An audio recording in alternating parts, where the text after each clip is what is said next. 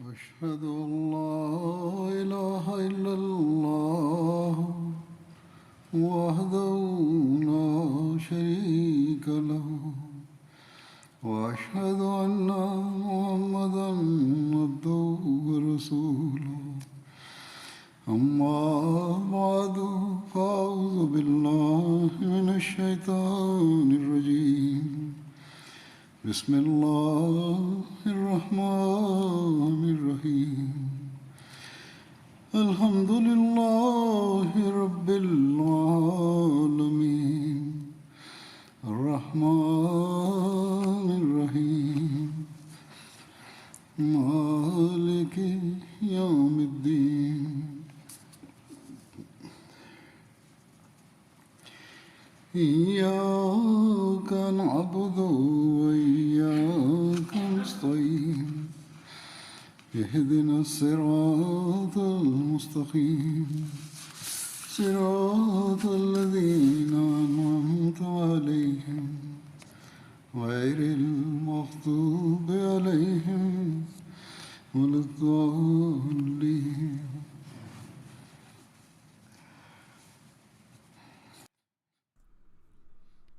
Le 20 février de chaque année, nous organisons des conférences sur la prophétie, sur le Muslim Maud, sur le réformateur promis, et nous commémorons ce jour.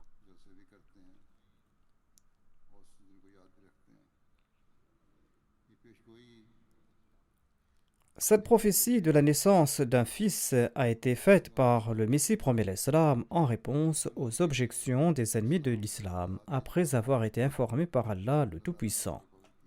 Ses ennemis demandaient ainsi de la part de l'islam. Et le Messie premier l'Islam a déclaré: Dieu m'a informé qu'un grand signe de la vérité de l'islam, accompli par mon entremise, sera la naissance d'un de mes fils, un fils qui vivra longtemps et un fils qui servira l'islam. Ensuite, le Messie premier l'Islam a dénombré les qualités de ce fils et il a évoqué environ 53 ou 54 caractéristiques. Ce n'était pas une prédiction ordinaire. Le Messie premier l'Islam avait également mentionné une période spécifique, période au cours de laquelle ce fils est né d'ailleurs. Et ce fils a vécu longtemps. Et ce fils a rendu des services extraordinaires à l'islam. Chaque année, on met en évidence divers aspects de cette prédiction lors des rencontres de la Jamaat. Cette année-ci aussi, Inch'Allah, il y aura des conférences dans différentes Jamaat à ce propos. De même, il y aura des émissions sur ce thème sur la chaîne MTA. Et l'on y présentera des détails à ce propos. Pour l'instant, je voudrais présenter dans les mots mêmes du Muslim Maud quelques faits concernant sa jeunesse, quelques faits concernant sa santé et comment Allah l'avait traité.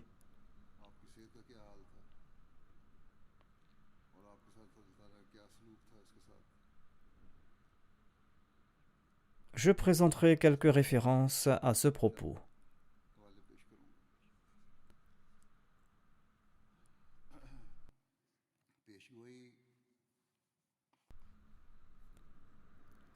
La prophétie concernait un fils qui vivrait longtemps. La prophétie disait que cet enfant vivra longtemps. Hazrat Muslim Maud lui-même décrit l'état de santé de cet enfant.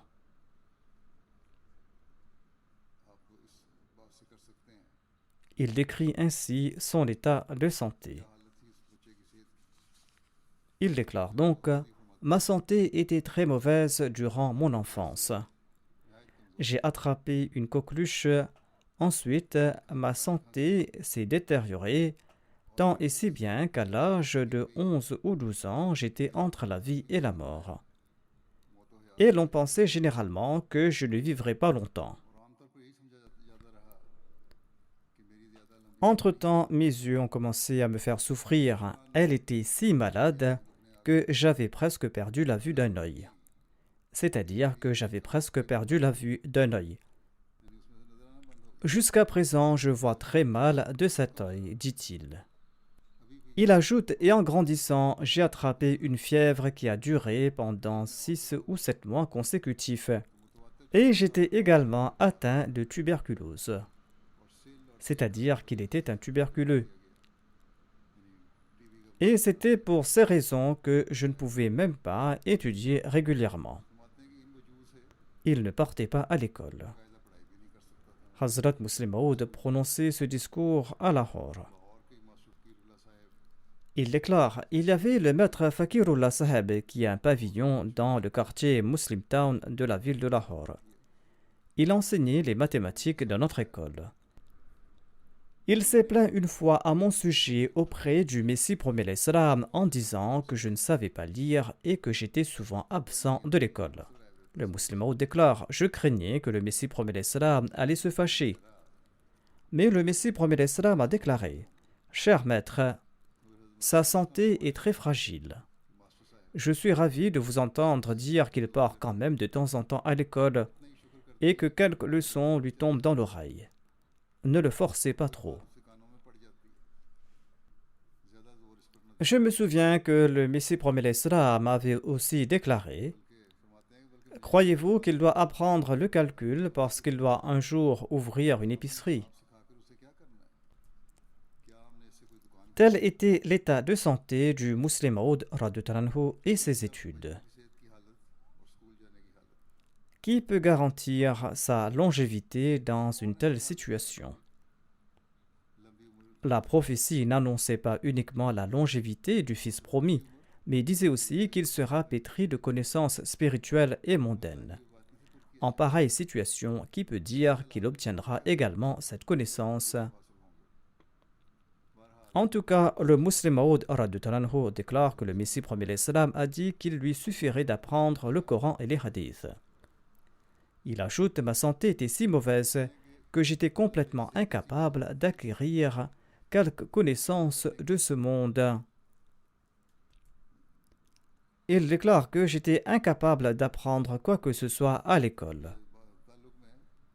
Ma vue était d'ailleurs faible et j'ai échoué aux examens primaires, intermédiaires et les examens d'entrée. Je n'ai passé aucun examen. Mais Allah avait annoncé que je serais pétri de connaissances séculières et spirituelles.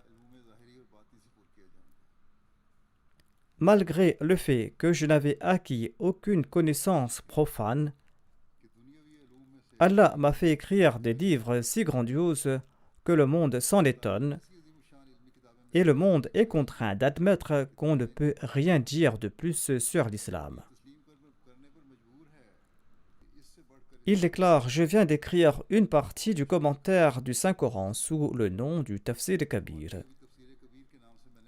En lisant cette exégèse, même de grands opposants de la communauté ont avoué qu'aucune exégèse de ce calibre n'a été écrite jusqu'à ce jour.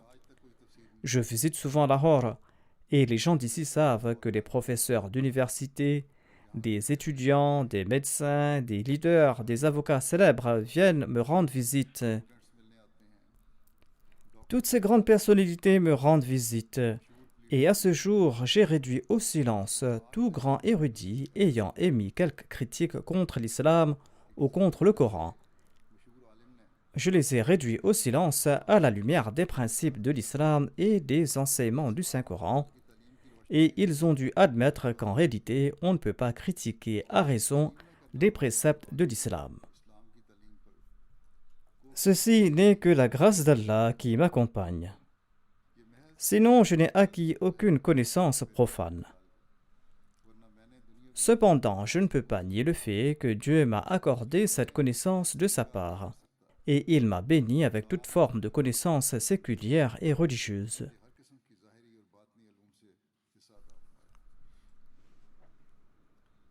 Il explique ensuite comment Allah lui a octroyé ses connaissances d'ordre spirituel et séculier. Il déclare: dans un rêve durant ma jeunesse, j'ai entendu la sonnerie d'une cloche sonnerie qui a pris de l'ampleur. Et cette sonnerie s'est transformée en un cadre d'une image. Ensuite, une image est apparue dans ce cadre. L'image a bougé et a pris vie soudainement dans la forme d'une personne, une personne qui m'a annoncé que je suis un ange de Dieu et je suis venu t'enseigner l'exégèse du Saint-Coran. Je lui ai dit, enseigne-la-moi. Sur ce, il a commencé à m'enseigner l'exégèse de la sourate Al-Fatiha. Et il n'a cessé de le faire tant et si bien qu'il est arrivé jusqu'au verset Iyyaka na'budu wa iyyaka nasta'in. Et il m'a informé que toutes les exégèses écrites jusqu'à ce jour s'arrêtaient à ce verset. Mais moi, je vais t'enseigner le commentaire des versets restants. Sur ce, il m'a enseigné le commentaire de toute la sourate Al-Fatiha. Le sens de ce rêve était que j'étais doté de la compréhension du Saint-Coran. Je possède à ce point cette aptitude que, quelle que soit l'assemblée, je pourrais expliquer toutes les connaissances islamiques en me basant que sur la sourate Al-Fatiha. Le Muslim Maud avait énoncé ses propos dans un discours en public et il avait lancé un défi ouvert. Mais jamais personne n'a relevé son défi. Il déclare, quand j'étais tout jeune et lorsque j'étais encore à l'école, notre équipe de football avait un match contre l'équipe du Khalsa College d'Amritsar. Le match a eu lieu et notre équipe a gagné. Malgré l'opposition des autres musulmans contre notre Jamaat, étant donné que les musulmans ont été honorés d'une certaine manière grâce à notre victoire, un noble musulman d'Amritsar a invité notre équipe à prendre le thé chez lui. Quand nous sommes arrivés, on m'a demandé de prononcer un discours. Or, je n'avais rien préparé pour ce discours. Quand on m'a invité à prendre la parole, je me suis souvenu du rêve sur l'ange qui était venu m'enseigner l'exégèse de la sourate Al-Fatiha. Et j'ai prié en ces termes, « Ô mon Seigneur, ton ange était venu m'enseigner le commentaire de la sourate Al-Fatiha. Aujourd'hui, je veux savoir si ce rêve venait de ta part ou si c'était une tromperie de mon âme. Si ce rêve venait de ta part, eh bien, présente-moi un point de la sourate Al-Fatiha aujourd'hui, un point qu'aucun commentateur dans le monde n'a mentionné auparavant. » Et après cette supplication, Dieu le Tout-Puissant a mis un point dans mon cœur. Et j'ai déclaré, dans le Saint-Coran, Dieu le Tout-Puissant nous enseigne cette prière, Ghayril maghdubi alayhim waladdallin. C'est-à-dire, aux musulmans, vous répétez cette prière dans vos 5 solas et dans chacune des rakats de vos prières. C'est-à-dire, ô notre Seigneur, ne nous place pas parmi les mardoub et les doual. Le saint prophète, paix soit sur lui en personne, a expliqué le sens des mardoub dans les hadiths. Il explique que mardoub signifie les juifs et les doual signifient les chrétiens. Ainsi donc, cette prière signifie « Ô Allah, ne fais pas de nous des juifs et des chrétiens ».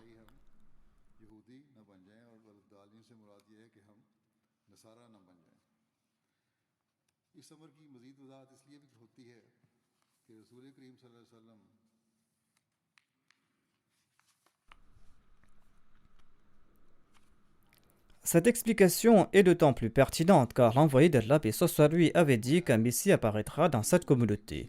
Ainsi, ceux qui le rejettent deviendront inévitablement des Juifs. D'autre part, il avait également dit que le christianisme gagnera d'importance et à une époque, les gens se convertiront au christianisme afin de se faire respecter dans la société ou pour trouver un emploi ou pour avoir un gagne-pain.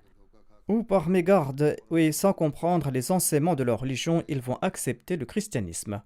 Or, il est étrange que la sourate Al-Fatiha ait été révélée à la Mecque à une époque où ni les chrétiens ni les juifs étaient les plus grands opposants de l'islam.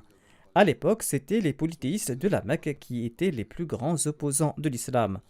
Mais Dieu ne nous a pas enseigné la prière « Ô notre Seigneur, ne fais pas de nous des idolâtres ». Mais Dieu nous a enseigné cette prière « Ne fais pas de nous des juifs et des chrétiens ». Il est évident qu'à travers cette sourate, Allah avait prédit que les adorateurs d'idoles de la Mecque seraient anéantis pour toujours et que leurs noms et leurs symboles disparaîtront à tout jamais. Donc il n'est pas nécessaire d'enseigner aux musulmans des prières à leur sujet.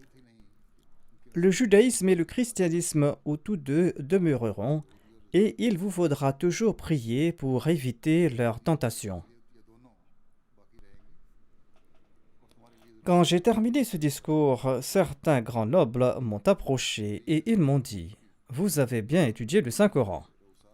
C'est la première fois que nous avons entendu ce point de toute notre vie. En effet, regardez tous les commentaires, aucun exégète du Saint-Coran n'a énoncé ce point jusqu'à ce jour. Or, j'avais environ 20 ans à l'époque lorsqu'Allah m'a révélé ce point. Ainsi donc, Allah m'a octroyé la connaissance du Saint-Coran à travers son ange, et il a créé en moi cette aptitude. À l'instar de quelqu'un qui obtient la clé d'un trésor, je possède la clé de la connaissance du Saint-Coran. J'ai pu démontrer les excellences du Saint-Coran à tout érudit qui s'est présenté à moi. Ceci est la ville de Lahore. Il prononçait ce discours à Lahore. Il y a son université. Il y a ses facultés. Il y a de grands érudits qui se trouvent en ces lieux. Je demande à tous de venir devant moi en tant qu'expert dans quelque domaine que ce soit. Je demande à n'importe quel scientifique ou professeur de se présenter à moi et d'attaquer le Saint-Coran avec son savoir. Je pourrai, par la grâce de Dieu, lui offrir une telle réponse que le monde reconnaîtra que j'ai bel et bien répondu à son objection. Et j'affirme que je lui répondrai grâce à la parole de Dieu. Et je pourrai répondre à ses objections et les rejeter grâce au verset du Saint-Coran. Cet incident a eu lieu lorsqu'il avait 20 ans, comme l'a expliqué le Muslim Maud. Et sa foi en Dieu était parfaite à l'époque. Mais à quel âge a-t-il reçu cette foi parfaite? Le Muslim Maud lui-même l'explique. Ceci démontre également qu'Allah le Tout-Puissant le préparait à être le Muslim Maud depuis son enfance. Il déclare: L'année 1900 a été le vecteur attirant mon cœur vers les règles de l'islam. À cette époque, j'avais 11 ans. Quelqu'un a porté un djubba ou une robe pour le Messie premier l'islam, et ce djubba était fait de tissu imprimé. J'ai pris ce vêtement pas pour toute autre intention, mais parce que j'aimais sa couleur et son motif. Je ne pouvais pas le porter parce que sa partie basse pendait sous mes pieds. Quand j'avais donc 11 ans, et que le monde est entré en l'an 1900.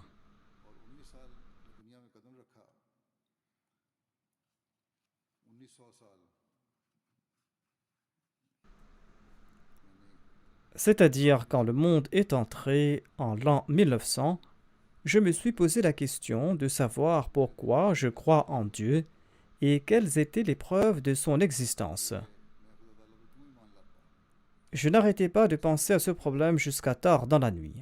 À 22 ou 23 heures, mon cœur a finalement rendu le verdict que Dieu existe. C'était un moment de grande joie pour moi. À l'instar de l'enfant qui retrouve sa mère, j'étais heureux d'avoir trouvé mon Créateur. C'était là sans penser alors qu'il n'avait que 11 ans. Il ajoute: la foi basée sur oui dire s'est transformée en foi basée sur le savoir. En d'autres termes, la foi acquise par lui s'est transformée en foi acquise par la compréhension. Je ne pouvais me contenir et en ces instants-là, j'ai imploré Dieu pendant un certain temps. Je priais: ô mon Seigneur, fais que je n'ai jamais aucun doute sur ton existence. J'avais 11 ans à l'époque et aujourd'hui j'ai 35 ans. Mais j'apprécie toujours cette prière aujourd'hui encore. Aujourd'hui encore, je prie: ô mon Seigneur, fais que je n'ai aucun doute sur ta personne. Oui, à l'époque, j'étais un enfant et à présent, j'ai acquis plus d'expérience.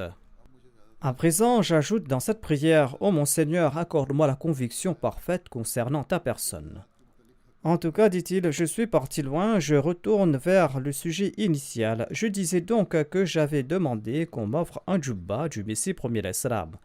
Quand ces vagues de pensée évoquées plus haut ont commencé à traverser mon cœur, un jour, à l'heure de la prière de Duha ou d'Ishraq, j'ai fait mes ablutions et je portais ce vêtement du Messie premier l'Islam, non pas parce qu'il était beau, mais parce qu'il appartenait au Messie premier l'Islam et parce que ce vêtement était béni. C'était le premier sentiment dans mon cœur quant à la sainteté du messager de Dieu. Ensuite, j'ai fermé la porte et j'ai accompli des prières volontaires, les yeux en larmes. Ailleurs, il explique comment, à l'âge de 11 ans, il a reconnu Dieu. Il déclare: J'avais 11 ans lorsqu'Allah, de par sa grâce, m'a accordé l'occasion de transformer ma croyance en foi. Après la prière de Maghrib, je me trouvais chez moi lorsque cette question m'a traversé l'esprit. Suis-je Ahmadi car le fondateur du mouvement Ahmadiyya est mon père, ou bien suis-je Ahmadi parce que cette communauté est véridique et qu'elle a été fondée par Dieu? Lorsque cette question m'a traversé l'esprit, j'ai décidé de ne pas sortir qu'après avoir réfléchi à ce propos. Et si ma réflexion me poussait à conclure que l'Ahmadiyya n'est pas vrai, eh bien je ne rentrerai plus dans ma chambre et je sortirai à travers la cour. Telle était la réflexion de cet enfant âgé de 11 ans.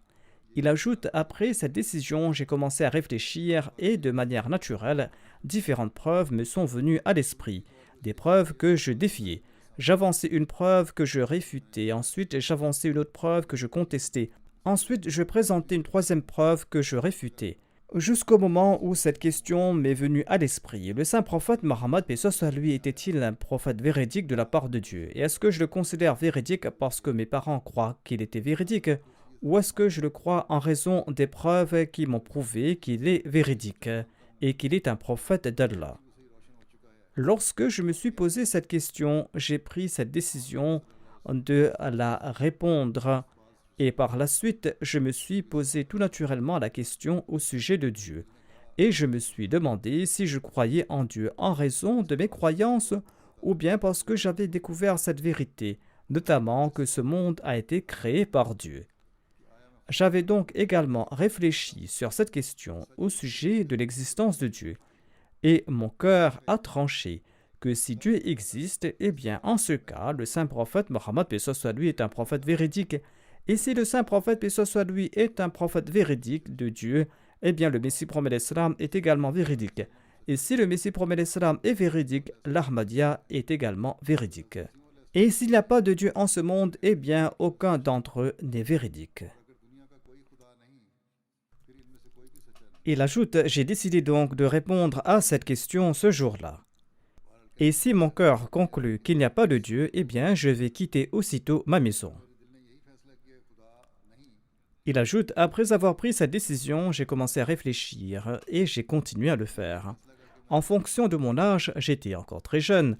Je n'ai pas pu trouver une réponse raisonnable, mais en dépit de cela, j'ai continué à réfléchir jusqu'au point où mon cerveau était fatigué. Et c'est là que j'ai regardé vers le ciel, et il n'y avait aucun nuage cette nuit-là. Voilà donc comment Allah souhaitait le guider. Il ajoute: Le ciel était sans nuages et les étoiles brillaient de toute leur splendeur. Quelle autre vision pouvait être plus plaisante pour un cerveau fatigué? J'étais fatigué et je contemplais le ciel et j'appréciais les étoiles. J'ai commencé à regarder de plus près ces étoiles tant et si bien que je me suis perdu en elles. Après quelque temps, lorsque je me suis repris et que je pouvais réfléchir de nouveau, je me suis dit que ces étoiles sont très belles. Mais que se passera-t-il après leur disparition? Mon cerveau a répondu qu'il y aura d'autres étoiles après celle-là. Ensuite, je me suis demandé qu'est-ce qu'il y aura après celle-là. Mon cerveau a répondu qu'il y aura d'autres étoiles après celle-là. Ensuite, je me suis dit mais qu'est-ce qu'il y aura après? Et j'ai reçu la même réponse de mon cœur. Et mon cœur a dit qu'il y aura d'autres étoiles. Et je me suis dit, eh bien, comment cela est-il possible qu'il y ait une deuxième série d'étoiles après la première, ensuite une troisième après la deuxième série d'étoiles et une quatrième série d'étoiles après la troisième série d'étoiles? Est-ce que cela ne va pas s'arrêter jamais? Et s'il y a une fin quelque part, eh bien, que se passera-t-il après? Cette question laisse stupéfaite de nombreuses personnes et elles se demandent que signifie que le fait que Dieu n'a aucune limite et que Dieu est éternel. Il doit certainement y avoir une limite quelque part. Cette même question a émané de mon cœur au sujet des étoiles et je me suis demandé si elles avaient une fin ou non. Si elles avaient une fin, eh bien que se passera-t-il après? Et si elles n'ont pas de fin, eh bien comment cela peut continuer sans fin? Lorsque ma réflexion a atteint ce point, eh bien je me suis dit que cette question, que Dieu a une limite ou pas, est une question tout à fait futile. Laisse la question de la personne de Dieu. Que vas-tu dire à propos de ces étoiles qui sont devant toi? Si nous disons que ces étoiles ont une limite, eh bien une chose limitée est celle qui est suivie d'une autre. Eh bien cette question sera, si elles ont une limite, qu'est-ce qu'il y aura après ces étoiles? Et si nous considérons que ces étoiles n'ont aucune limite, eh bien l'homme peut accepter que ces étoiles ne connaîtront aucune fin. Pourquoi ne peut-il accepter que Dieu n'a aucune fin? Et c'est là que mon cœur s'est exclamé, en effet Dieu existe, car il a fait en sorte que la nature soit sujette à la même objection qui est faite à son égard. Et Dieu nous a enseigné que si, en me considérant comme immortel, vous soulevez ces objections, eh bien, quelle est votre réponse au sujet de ces objets qui vous sont visibles? Alors que cette objection que soulevez contre ma personne s'applique à ces objets et vous n'avez aucune réponse. En effet, les gens disent sans aucune réticence qu'ils ne comprennent pas que Dieu soit sujet à aucune limite. Le musulman Maud déclare que lorsque l'existence de Dieu était manifeste pour moi à travers cette preuve, eh bien, la véracité du saint prophète Mohammed à lui et du Messie promet l'Islam était également devenue manifeste. Il s'agit donc d'une preuve que Dieu lui avait accordé ses connaissances de sa part. Dieu a fait naître ces questions dans le cœur d'un enfant et il l'a guidé pour trouver ses réponses. Quelle était l'opinion du premier calife de la communauté au sujet du musulman Maud? Grâce à ces déclarations du premier calife de la communauté, on pourra comprendre qu'il était d'opinion que cet enfant sera le musulman Maud ou le réformateur promis. Le musulman Maud lui-même relate: j'avais lancé le journal Tashizul Azhan avec quelques amis. Et dans le tout premier numéro, j'avais écrit un article pour faire connaître le but de ce journal. Le premier calife de la communauté a fait de grands éloges de ce premier article au Messie premier l'Islam, et il a dit au Messie premier l'Islam qu'il devait certainement le lire. Le Messie premier l'Islam a fait apporter une copie du journal à la mosquée Moubarak, et il avait demandé peut-être à Maulvi Mohammed Ali de lui en faire la lecture. Le Messie premier l'Islam était lui aussi content de ce que j'avais écrit. Le premier calife avait certes fait les éloges de mon article auprès du Messie premier l'Islam, mais lorsque je l'ai rencontré en privé, il m'a dit: bien, ton article était certes très bon, mais je ne suis pas satisfait. Tu n'as pas fait honneur à ce dicton de notre pays, notamment que le chameau vaut 40 roupies et le petit du chameau vaut 42 roupies. C'est-à-dire le petit du chameau vaut 2 roupies de plus que son parent. Tu n'étais pas à la hauteur de ce dicton, a dit le premier calife. Le musulman Maud a déclaré que je ne connaissais pas la langue pendjabi et je n'ai pas compris ce dicton. Sur ce, il m'a dit: peut-être que tu n'as pas compris ce que je voulais dire. On dit chez nous que quelqu'un voulait vendre un chameau ainsi que le petit de ce chameau, qu'on appelle un toda de la région. Un acheteur lui a demandé le prix et il a répondu que le chameau coûte 40 roupies et le petit du chameau vaut 42 roupies. L'autre a demandé pourquoi. Le vendeur a dit que le petit du chameau est à la fois un chameau et l'enfant du chameau. Et s'adressant à moi, le premier calife a dit: tu as devant toi les écrits du Messie premier l'Islam. Tu as devant toi le Brahim Ahmadiyya, ouvrage qu'il a écrit alors qu'il n'avait aucune littérature islamique à sa disposition. Toi, tu disposais de toute cette littérature et j'avais espoir que tu allais écrire quelque chose de plus grandiose en profitant de cette littérature. Le musulman déclare: qui peut présenter un plus grand savoir que celui d'un envoyé de Dieu, hormis le fait que l'on présente certaines parties du trésor caché du prophète. Le premier calife voulait dire que la tâche des générations futures est d'élever les fondations posées par leurs prédécesseurs. Le premier calife de la communauté Ahmadiyya connaissait l'état de santé du musulman Maud ainsi que l'état de son savoir.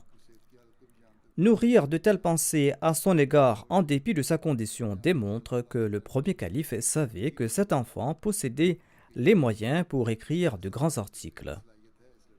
Le musulman Maud ajoutait: c'est ainsi que les générations futures profiteront et feront profiter à leur nation les faveurs et les bénédictions divines. Mais l'on doit aussi tenter de dépasser ses aïeux en bonnes choses. Cela ne veut pas dire que l'enfant d'un voleur doit aussi commencer à voler. Il sied de ce fait à l'enfant d'un fervent adorateur de Dieu de dépasser son père.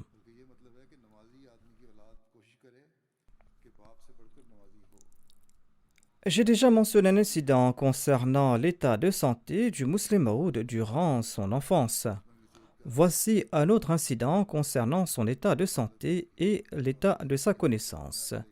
En fait, ceci démontre l'amour et la compassion du premier calife de la communauté du Messie premier d'Islam à son égard. Ceci prouve également qu'ils étaient convaincus que cet enfant allait être le réformateur promis. En tout cas, Hazrat Muslim Maud déclare à ce propos: le premier calife était le plus bienveillant à mon égard concernant mes études. Étant médecin, il savait que ma santé ne me permettait pas de lire pour de longues durées. Et il avait pour méthode de me placer à côté de lui et il me disait: Mian, je vais lire et toi, tu vas m'écouter. Évoquant sa santé, le Muslim Maud radhiyallahu anhu déclare: la raison était que durant mon enfance, un trachome avait entravé sérieusement mes études. Mes yeux sont restés malades 3 ou 4 ans de suite. L'infection était si grave que les médecins prédisaient que j'allais perdre la vue. Le Messie premier d'Islam a fait des prières spéciales pour moi et il a jeûné pour ma santé. Je ne me souviens pas du nombre de jours qu'il avait jeûné pour moi. Ce fut entre 3 ou 7 jours selon ma mémoire. Et le dernier jour, dès qu'il a rompu son jeûne, j'ai ouvert les yeux et je commençais à voir. Quand le Messie premier d'Islam était sur le point de rompre son jeûne, j'ai ouvert les yeux, dit le Muslim Maud, et j'ai annoncé que je voyais. Mais en raison de la gravité de la maladie et de ses attaques successives, j'ai perdu la vue de l'œil gauche. J'arrivais à discerner mon chemin, mais la lecture m'était difficile avec cet œil. Si une personne que je connaissais était assise à environ 1 mètre de moi, je pouvais la reconnaître. Mais si c'était un étranger, je n'arrivais pas à discerner son visage. Ainsi donc, quoi que je puisse voir de l'œil droit aussi a été touché par cette maladie. Et l'infection était si grave que je passais des nuits blanches. Ainsi donc, tel était l'état de santé du Muslim Maud, mais voyez les chefs-d'œuvre intellectuels qu'il a laissés derrière.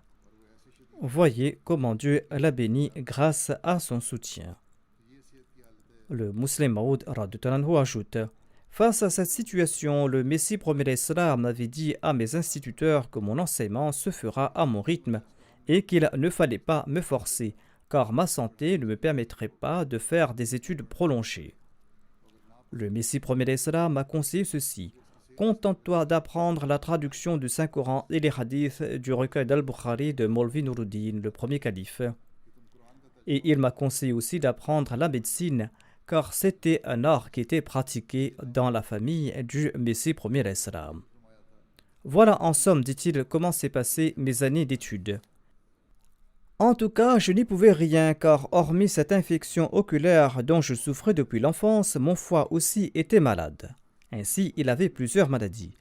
Et je devais consommer l'eau de cuisson de l'ambérique verte ou l'eau de cuisson de l'épinard pendant 6 ou 7 mois. Et le trachome s'est aggravé. Et on appliquait de l'iodure de mercure rouge sur l'infection oculaire ainsi que sur le cou, où j'avais des enflures aux glandes. J'avais cette infection aux yeux, je souffrais du foie, j'avais ces enflures aux glandes. Tout cela s'accompagnait de fièvres qui duraient environ 6 mois ou plus. Ainsi donc, mes aînés avaient décidé que j'allais étudier à mon rythme et qu'on n'allait pas me forcer à faire davantage. L'on peut, face à ce constat, se faire une idée de mes compétences dans les études. Un jour, mon grand-père maternel, Mir Nasir Nawab Saeb, a voulu tester mes aptitudes en langue ourdou. J'ai une très mauvaise écriture jusqu'à présent, dit le Muslim Maud, mais à l'époque, elle était pire. L'on ne pouvait pas déchiffrer ce que j'avais écrit. Mir Nasir Nawab s'est échiné à comprendre ce que j'avais écrit, mais il n'a rien compris. Mir Saheb se mettait en colère pour un rien. Il est parti voir immédiatement le Messie premier d'Islam tout courroucé. J'étais à la maison par hasard à ce moment-là. Le sachant colérique, nous avions très peur de lui. Il était en effet leur grand-père maternel. J'avais encore plus peur quand il est parti voir le Messie premier d'Islam, car j'ignorais quel serait le dénouement de cette affaire. Mir Saheb s'est présenté Et il a dit au Messie premier l'Islam: Vous ne vous souciez guère de l'éducation de Mahmoud. Je viens à l'instant de mettre à l'épreuve ses compétences en ourdou. Voyez un peu ce qu'il a écrit. Il a une si mauvaise écriture que personne ne pourra la lire. Hors de lui, Mir Saheb a ajouté à l'endroit du Messie premier l'Islam: Vous négligez complètement ses études. Il est en train de gaspiller sa jeunesse. Quand le Messie premier l'Islam voyait Mir Saheb dans cet état, il faisait venir Maulvi Nuruddin Saheb. Il le faisait venir toutes les fois qu'il se retrouvait face à un problème. D'ailleurs, le premier calife, radhiyallahu anhu, m'aimait beaucoup.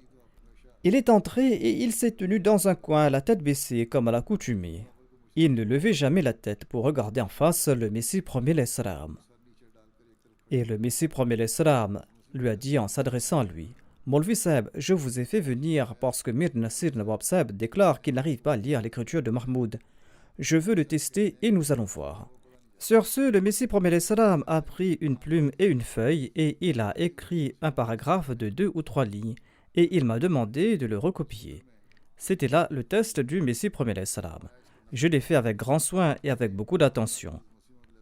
Tout d'abord, le texte était très court et deuxièmement, je devais me contenter de le copier, une chose facile à faire quand on a devant les yeux l'original. Ainsi donc, j'ai copié lentement l'original en formant avec soin les lettres de l'alphabet. Après avoir lu mon texte, le Messie premier l'Islam a commenté: J'étais très inquiet en entendant Mir Saheb. Mais voyez, son écriture ressemble de près à la mienne. Le premier calife qui avait un faible pour moi, dit le Muslim Maud, a répondu: Mir Saheb s'est mis en colère pour un rien. Son écriture est certainement très soigneuse. Ainsi donc, tel était mon état durant l'enfance. Comment aurais-je pu acquérir les connaissances de ce monde? Évoquant ses aptitudes aux études, le Muslim Maud radhiyallahu anhu déclare: Le premier calife me disait: Bien, ta santé ne te permet pas d'apprendre tout seul. Viens chez moi, je ferai la lecture et toi tu m'écouteras. Ainsi donc, au prix de grands efforts, il m'a appris le Saint-Coran, ensuite les hadiths de Bukhari. Il ne m'a pas enseigné le Coran lentement. Il récitait les versets de manière continue et présentait leur traduction ou des explications là où cela était nécessaire. Et il m'a enseigné le Saint-Coran en 3 mois. Par la suite, il y a eu des pauses. Après le décès du Messie premier l'Islam, le premier calife m'a encouragé à venir étudier auprès de lui le reste des hadiths du recueil d'Al-Bukhari. D'ailleurs, le Messie premier l'Islam m'avait déjà encouragé à le faire auprès de lui. Ainsi donc, ses études avaient débuté à l'époque du Messie premier l'Islam, quoiqu'il y a eu des pauses au milieu. Et suite aux directives du Messie premier l'Islam, j'ai étudié aussi la médecine auprès de Maulvi Nuruddin Saheb. J'ai appris la médecine et le Coran de Maulvi Nuruddin, ainsi que l'exégèse du Saint-Coran, exégèse qu'il avait terminée en environ 2 mois. Il me plaçait à côté de lui et il me récitait la moitié ou une partie du Saint-Coran accompagnée de la traduction. Il commentait sur quelques versets. Et de même, il a terminé la lecture des hadiths du Bukhari en 2 ou 3 mois. Au cours du Ramadan, j'avais suivi son exégèse du Saint-Coran en intégralité. Et j'ai aussi fait la lecture de quelques magazines en langue arabe. Telle était donc la teneur de mes études durant l'enfance. Hazrat Muslim Maud radhiyallahu anhu évoque ainsi son premier discours ainsi que l'appréciation du premier calife. Il déclare que j'ai remarqué qu'un de mes professeurs venait toujours assister à mes dars ou à mes cours. À l'inverse, chaque fois qu'un autre de mes professeurs faisait un dars, le premier professeur s'exclamait: À quoi bon écouter celui-là? J'ai déjà entendu toutes ces choses auparavant. Cependant, chaque fois que je faisais un dars, malgré le fait que j'étais son élève, ce professeur avait une si haute opinion de moi qu'il s'asseyait pour m'écouter. Il disait: J'écoute ces dars parce que j'apprends de lui de nouvelles significations du Saint-Coran.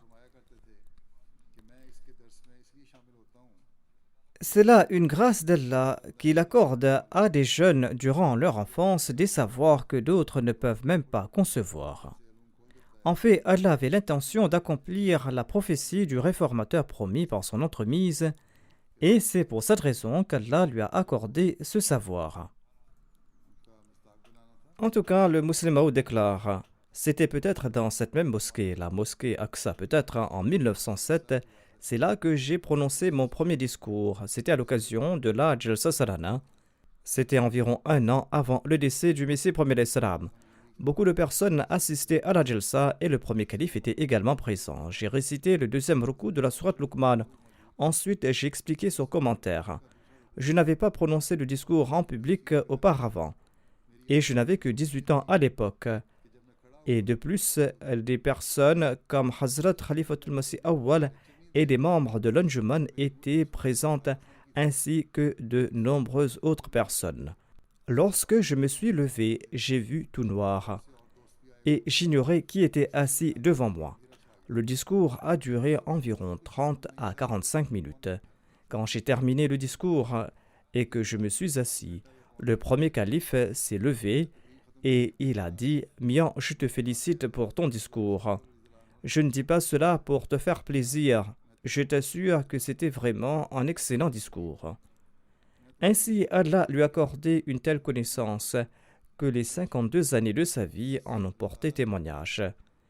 Qu'il s'agisse d'un sujet religieux ou d'un sujet profane, chaque fois qu'on demandait à Hazrat Muslim Maud d'écrire ou de parler sur un sujet particulier, eh bien tout un océan de vérité et d'idées jaillissait de sa personne. En de nombreuses occasions, même des gens externes à la communauté ont loué ses discours, et tout ceci a été consigné en écrit. Et ils l'ont loué en public. Même des journaux ont publié des articles à son sujet. Tout cela prouve que la prophétie du Muslim Maud s'est accomplie dans toute sa splendeur. La littérature et les sermons de Hazrat Muslim Maud s'étendent sur des milliers de pages, voire des centaines de milliers, et tout cela est un trésor inestimable. Tout ceci est traduit en langue anglaise et dans d'autres langues. Il nous incombe d'en profiter. Hazrat Muslim Maud applique à sa personne la prophétie sur le réformateur promis. Et il déclare à ce propos: par la pure grâce et la miséricorde d'Allah, la prophétie dont les gens attendaient l'accomplissement depuis longtemps, eh bien cette prophétie s'est accomplie par ma personne telle qu'Allah me l'a dévoilée par des révélations divines. Allah a perfectionné son argumentation contre les ennemis de l'islam et il a rendu manifeste le fait que l'islam est la vraie religion de la part de Dieu et que Mohammed est le vrai messager de Dieu et que le Messie premier d'Islam est un vrai envoyé de Dieu. Tous ceux qui déclarent que l'islam est faux sont des menteurs. Tous ceux qui disent que Mohammed est un menteur sont eux-mêmes des menteurs. À travers cette prophétie extraordinaire, Dieu a démontré une preuve vivante de la véracité de l'islam et du saint prophète Mohammed lui. Quel mortel avait le pouvoir de faire une telle prophétie en 1886, soit exactement 58 ans de cela. 58 ans s'étaient écoulés lorsque le Muslim Maud prononçait ces paroles. Il déclare que 58 ans il avait fait la prophétie, que dans une période de 9 ans il sera béni avec un fils, ce fils grandira rapidement, et sa renommée se répandra jusqu'aux confins de la terre. Il va répandre le nom de l'islam et du saint prophète dans le monde. Il sera empli de connaissances séculaires et spirituelles. Il sera source de manifestation de la majesté divine. Il sera un signe de la puissance et de la proximité de la miséricorde de Dieu. Aucun être humain sur terre n'aurait pu prédire cela de son propre gré. C'était Dieu qui avait révélé cela et c'est le même Dieu qui a assuré son accomplissement. Dieu a assuré l'accomplissement de cette prophétie à travers un individu dont les médecins n'espéraient même pas qu'il survivra ou qu'il vivra longtemps. Ensuite, le Muslim Maud déclare à propos de sa santé: ma santé était si mauvaise durant mon enfance que le docteur Mirza Yaqub Beg avait dit au Messie premier l'Islam que j'étais atteint de tuberculose et qu'il devait m'envoyer dans une région montagneuse. C'est ainsi que le Messie premier l'Islam m'a envoyé à Shimla. Mais j'étais tout triste là-bas et c'est pour cette raison que je suis rentré après peu de temps. Ainsi Dieu a maintenu vivant celui qui ne jouissait pas d'une bonne santé même pendant un jour. Il l'a maintenu vivant afin d'accomplir par son entremise sa prophétie et afin de prouver la véridicité de l'islam et de l'Ahmadiyya. D'ailleurs, je n'ai acquis aucune connaissance profane, mais Dieu, de par sa grâce, m'a envoyé des anges pour m'instruire et pour me faire connaître l'essence du Saint-Coran, l'essence que personne d'autre ne pouvait connaître. Ce savoir que Dieu m'a accordé est une fontaine de spiritualité qui est sortie de mon cœur, et ce savoir n'est pas un savoir imaginaire ou spéculatif. Il s'agit d'un savoir certain. Je lance ce défi au monde entier. Je défie celui qui osera annoncer que Dieu lui a enseigné le Saint-Coran. Mais personne n'a relevé son défi. Le Messie promet l'Islam ajoute: mais je sais que sur la surface de la terre, Dieu n'a enseigné le Saint-Coran à personne d'autre qu'à moi. Dieu m'a accordé la connaissance du Saint-Coran et il m'a choisi comme précepteur pour l'enseigner aux autres.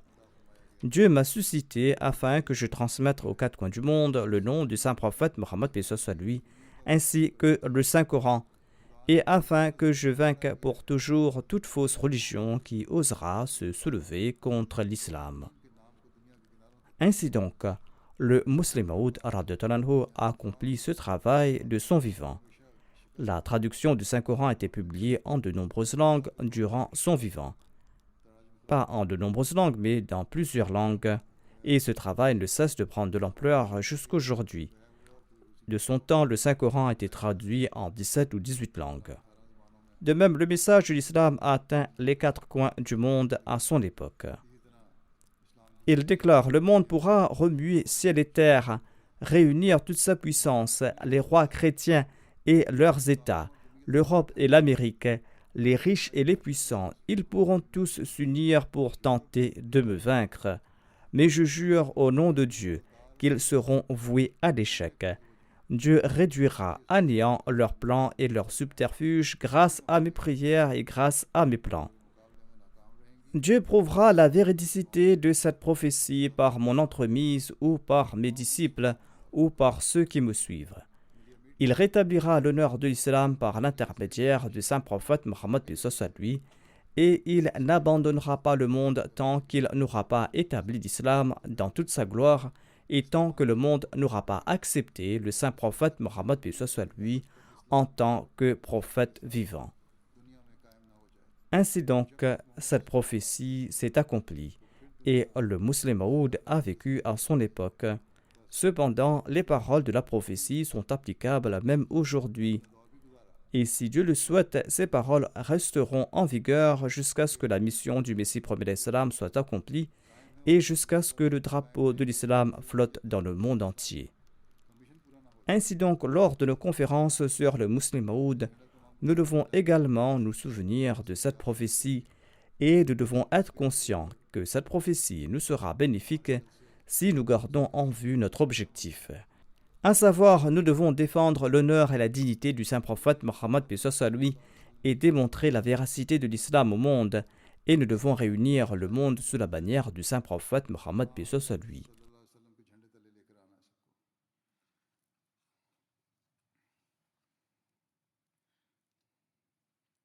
Aujourd'hui, hormis les disciples du Messie promet l'Islam, personne ne pourra à nouveau hisser le drapeau de l'Islam et personne ne pourra répandre son message dans le monde. Qu'Allah le Tout-Puissant nous permette d'accomplir cette tâche.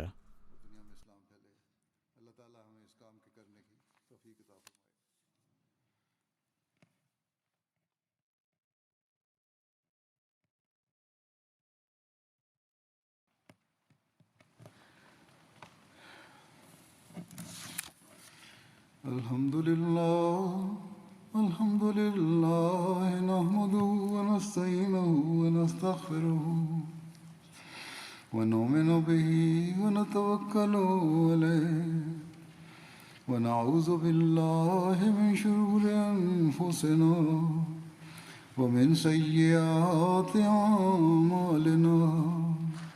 Man yahdihillahu fala mudilla lahu ومن يضلل فلا هادي له ونشهد أن لا إله إلا الله ونشهد أن محمدا عبده ورسوله عباد الله رحمكم الله إن الله يأمر بالعدل والإحسان وإيتاء ذي القربى وينهى عن الفحشاء والمنكر والبغي يعظكم لعلكم تذكرون اذكروا الله يذكركم وادعوه يستجب لكم ولذكر الله أكبر